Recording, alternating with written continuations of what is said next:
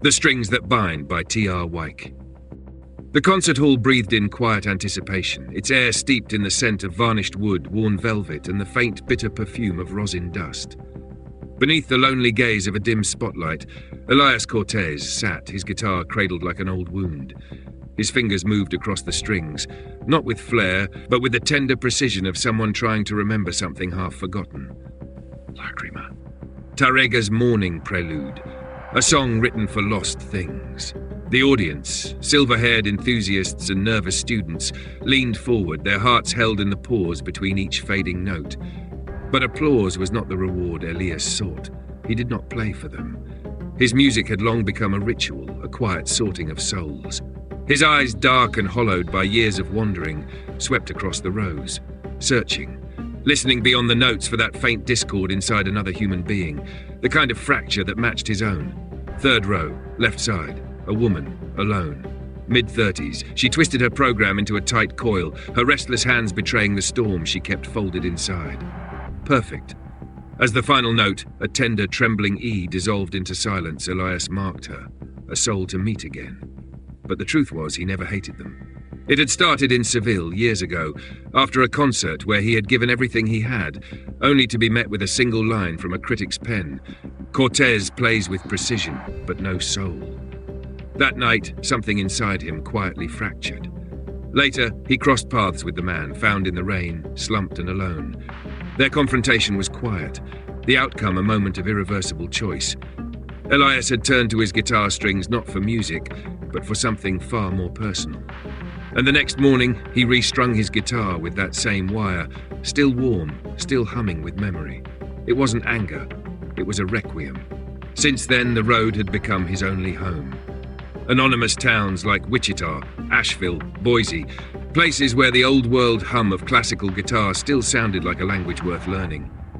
Each performance was a quiet search for the next broken thing. He didn't seek them out of cruelty. He sought them because he couldn't stop.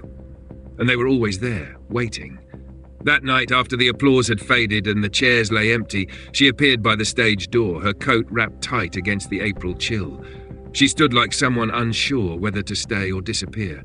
That was beautiful, she said, her voice a trembling chord. The way you played, it felt alive. Elias offered her the softest of smiles, one honed by years of practice, a smile that knew how to console without making promises.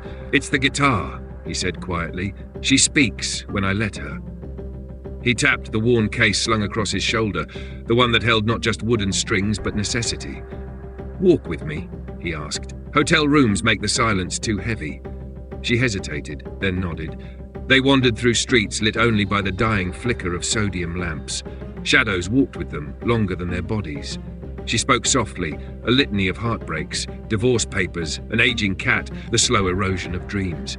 But Elias wasn't listening to the words, only the spaces between them. In his mind, the notes of another piece began to stir, a darker melody written long before tonight. The final movement always came the same. At the mouth of an alleyway, he stopped. "Listen," he whispered, lowering the case. Lifting the guitar as though offering prayer, he coaxed a single low A from the strings, a note so soft, so full of ache, it seemed to hang there, uncertain of whether to linger or fade. She smiled, shy and unsure, and then he moved. But before he could act on the impulse, the cold press of steel met the side of his neck, a gun steady and unflinching. Her voice, once fragile and uncertain, sharpened to a blade. "You're under arrest, Elias Cortez." Out of the shadows, the local police stepped forward, weapons raised, expressions firm. Elias stood frozen, the guitar still cradled in his hands, the moment unraveling like an old fraying string. She stepped closer, her badge catching the light. "Detective Marlowe," she said softly, "I've been following you for 2 years. 7 cities, 7 lives touched by your music and your choices." The silence pressed in, heavier than the night.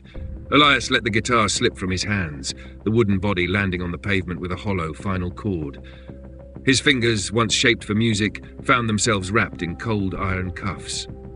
When the sun began to rise over the rooftops and the streets grew pale with morning, the detective lingered behind as the others led Elias away. She bent down, lifted the guitar and tested the strings with a thoughtful touch. Her fingers found the opening notes of Asturias, the wild, relentless flood of sound he had once used to fill the silence. But in her hands, the melody felt different. Not a song of loss, a song of endings.